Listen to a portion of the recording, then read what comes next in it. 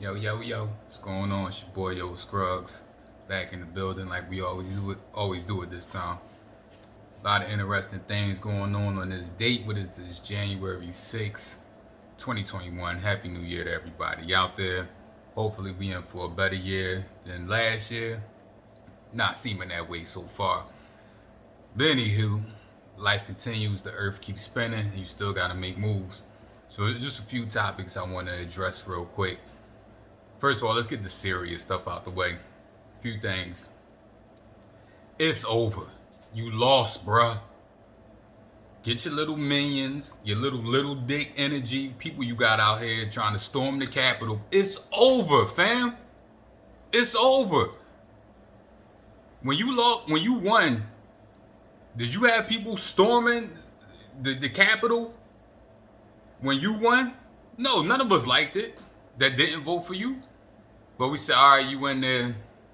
What Dave Chappelle say when he did Saturday Night Live right after he won? He said, we gonna give you a chance. You know what I mean? We ain't really want this, but we gonna give you a chance. Bruh, it's over. Move on. Like, you look like such a punk. You and your followers, man. Like, it's hard for me to think back, because growing up as a kid, I used to like Donald Trump. I didn't know his politics. I didn't know anything about him. All I knew was he was rich. He was involved with boxing and football, and he dated supermodels, and he was in the casinos. All stuff I like. So I thought he was a cool dude. Even watching The Apprentice, he was asshole, but I was entertaining. But as the president, man, like where's your decorum? Where's your pride as a man? Like, don't you understand how dumb and foolish you look? It's over, bro. You had 4 years, and the crazy thing was you could have won again if you weren't a dickhead.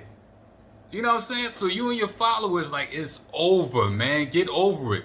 Imagine American Idol and like the vote come down and somebody, the season done ended, is off TV, and somebody's still going on the radio, on the internet, all types of places saying, oh, we got to revote. I really won American Idol. No, you won. It's over.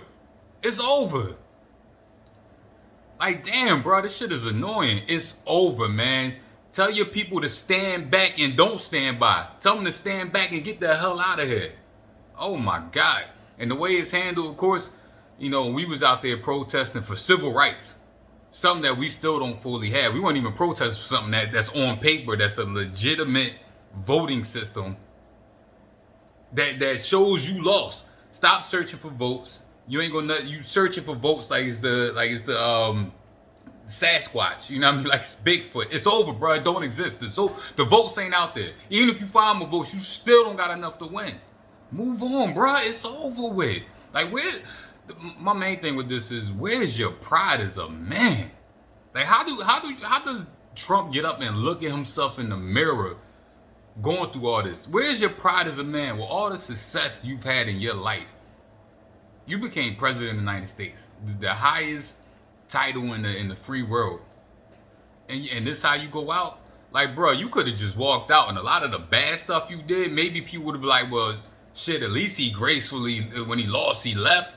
It's like you 70 something years old and you acting like a little bitch. It's over, fam. Move on. Do something else with your life.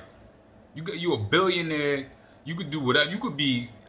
Look, if I'm you, I'd be happy not to be the president no more. I'm like, hey, I gave my 4 years. I know it's a stressful job, no matter which side you on.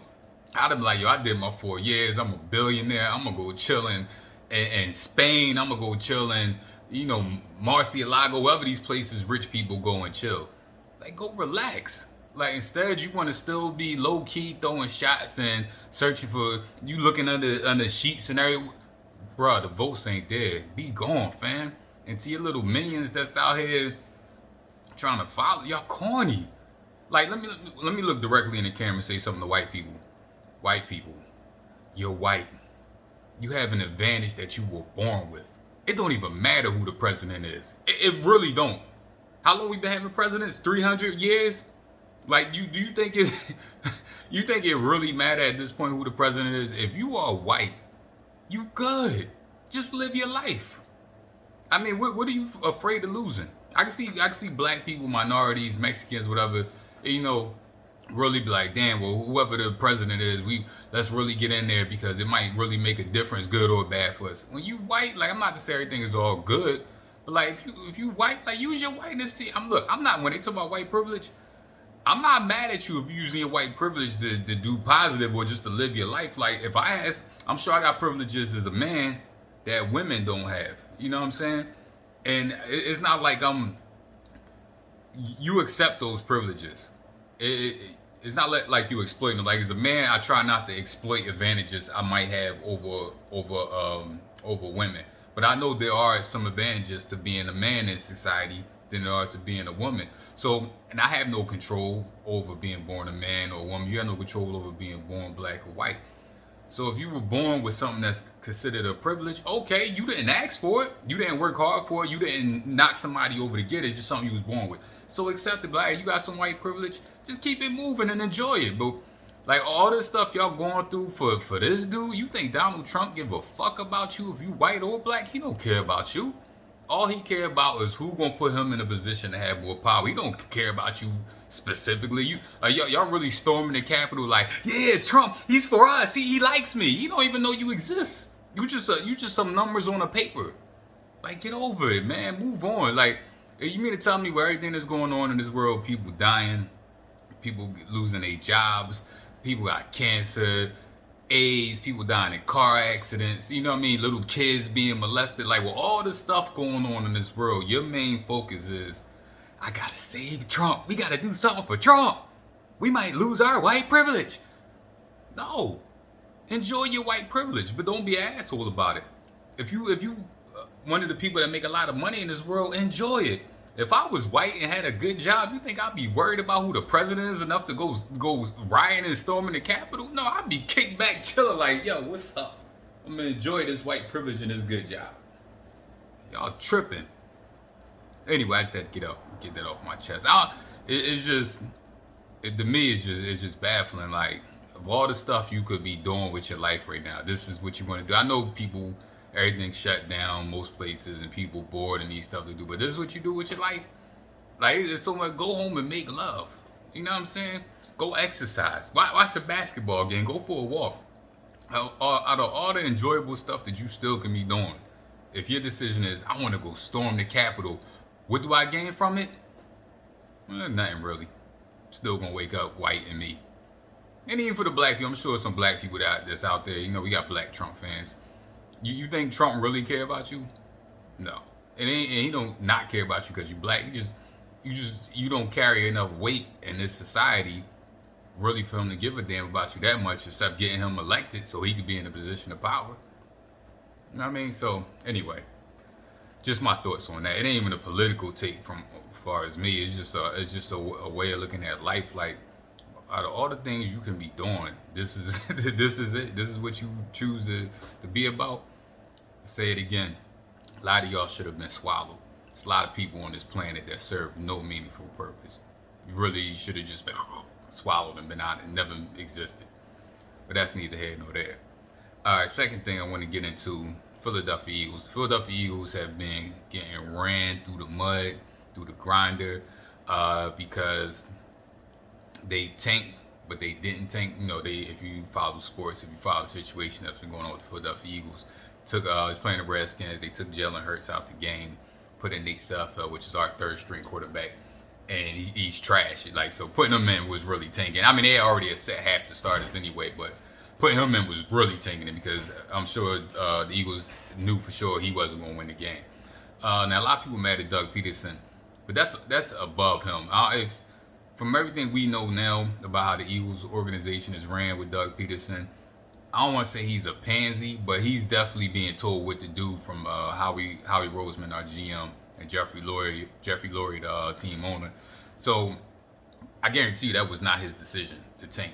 The GM and the owner said, well, we need to get a better draft pick. We're not making the playoffs anyway. Do what you can and not lose this game, but try not to make it look too obvious. And maybe that's what Doug Peterson messed up. He was just following orders, but he kind of did it in a way where it was so obvious. And my issue with Doug Peterson more is, where's your backbone? Where's your spine? Because I'm assuming they told him, well, if you want to keep your job, you got to do what we say, sir. You can run the team like calling the plays and stuff like that, but we're gonna pick the players. We're gonna determine how things go, so on and so forth. My thing is, I don't know if I could be in a position like that. Now, granted, being the coach of an NFL team, having that stature, making that amount of money, that's not something that you'll easily say, well, I'll just risk my job to have more power and maybe lose that position. But it got to come down to something as an adult, as a man, where you got to say to yourself, like, bruh, I'm the coach of this team. So either you going to let me coach and run this team, or I'm out of here. And I feel like he's being told what to do, especially after you don't win a Super Bowl. You've been in the playoffs 3 years. I feel like he's being told what to do. And he's just like, yes, keep my job. Yes, I do it. Like, where's your spine at? That's my biggest issue with that is I think people's anger is misdirected towards Doug, unless your anger towards him is for not having enough spine to stand up to the GM and the owner. But, hey, who am I to tell somebody about what they should do that might risk their livelihood? Of course, the Carson Wentz saga is still going on. Do the Eagles want him back? Does Carson want to be back? Can they rectify the situation, or is the marriage over and it's a straight divorce? And this is my thing when it comes to Carson Wentz. I think Carson Wentz, I would never question his physical toughness, because I've seen the way that dude plays. He usually plays fearless, which kind of gets him in trouble sometimes because he takes unnecessary hits. But I do think about his mental. I mean, I know everything that went on with Nick Foles coming in winning the Super Bowl was a bit much to get over. Then the next year, Nick Foles coming back when he got hurt again and leading them to a playoff win. Then this year, they drafted Jalen Hurts. Bruh, like I was saying about Trump, this is the NFL. This is grown men. This is $1 billion business with dudes making millions of dollars. You got to have the thick skin, and you got to be mentally tough enough to say, all right, y'all got another quarterback, but you got to look at your history. You've been hurt a lot. I don't think they drafted Jalen Hurts to take your spot. I think they drafted Jalen Hurts because they seen that you tend to get injured, and they're like, well, we need a solid backup that can carry the weight while you're out. I don't think they brought him in like, oh, Carson ain't that good, so we got to bring somebody in to push him. I really think the Eagles had no intention of Jalen Hurts taking his job. They just wanted to have him as the backup and use his running ability to put him in some trick plays here and there. But unfortunately, Carson Wentz mentally just wasn't there this year. Also, physically, I don't think he's the same player he was before. I don't know if the injuries have caught up with him. I know he bulked up and put on some muscle, which isn't always a good thing. I remember McNabb did that too, and I feel like when McNabb, going to like his 5th, 6th, 7th year, he started putting on muscle. McNabb was always a dude that was kind of big anyway, like natural body weight. And I feel like McNabb became less agile when he did the same thing.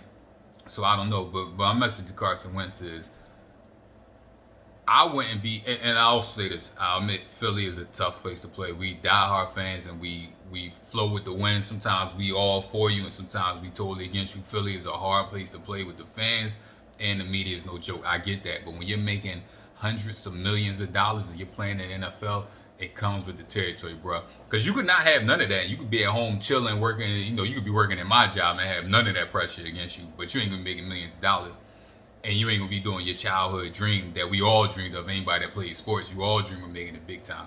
So, bro, you got to put the wind beneath your wings, lace up your bootstraps tighter, and get out there and take your job back if you really want it. But this, you got to trade me. The Eagles have made a lot of mistakes. That Jalen Hurts pick, I had no problem with them picking him, but I do have a problem with them picking him in the second round. They should have got more. They need more help on defense and offense before they got a backup quarterback. But they did it, bruh. It ain't nothing you could do about it. You know what I'm saying? So you gotta be mentally strong to say, I don't care if Joe Montana go in the hot tub time machine and come back out 22 years old. Even Joe Montana ain't taking my job. This is my job. I'm the quarterback of this team. You got to have that mentality, bro. But if you went out of town and that's the way you want to handle it, I mean, I don't know what to say to that. But my thing is, I hope the Eagles and Carson Wentz get it situated. I hope they realize the mistakes the mistakes they have made. I hope he realized he got to be more mentally tough and he got to want it. And they somehow get it to work out because he owed a lot of money. We all done invested in this whole thing, us Eagles fans and the Eagles. So that's where I'm at with it right now. I know the Giants fans and the people criticizing the Eagles for tanking. Look, bro, people been tanking in all sports forever. This ain't nothing new. I don't know why they put the Eagles on a primetime game knowing they had no chance to make the playoffs. And I think that's why this is blown up more out of proportion than it normally would have been, because it was a nationally televised game, and the Eagles was a little too obvious with the way they did it. But all these people, all these holier than now sports fans, like, oh, you can't. People been tanking, people been cheating. If you ain't cheating, you ain't trying. That's kind of the name of the sport. It ain't like they went out there and deflated balls or was videotaping other teams' practice. Just saying. Anyway, be back with more as more news unfolds with everything going on in the Capitals. More news unfolds. Got the NFL playoffs about to start. My Sixers looking good. We're going to start getting the NBA talk. It's your boy Yo Scruggs. Leave a comment, leave a like, subscribe, tell a friend and tell a friend. Let me know what you think. 2021, man, we off to it. And y'all tried to rob Dr. Dre house while in the hospital. What the hell is wrong with people? They tried to rob Dr. Dre house while the man in the hospital. 2021. I'm hoping it's going to be better than 2020, but we never know. Leave a like, leave a comment, hit the like button. Your boy Yo Scruggs. Peace.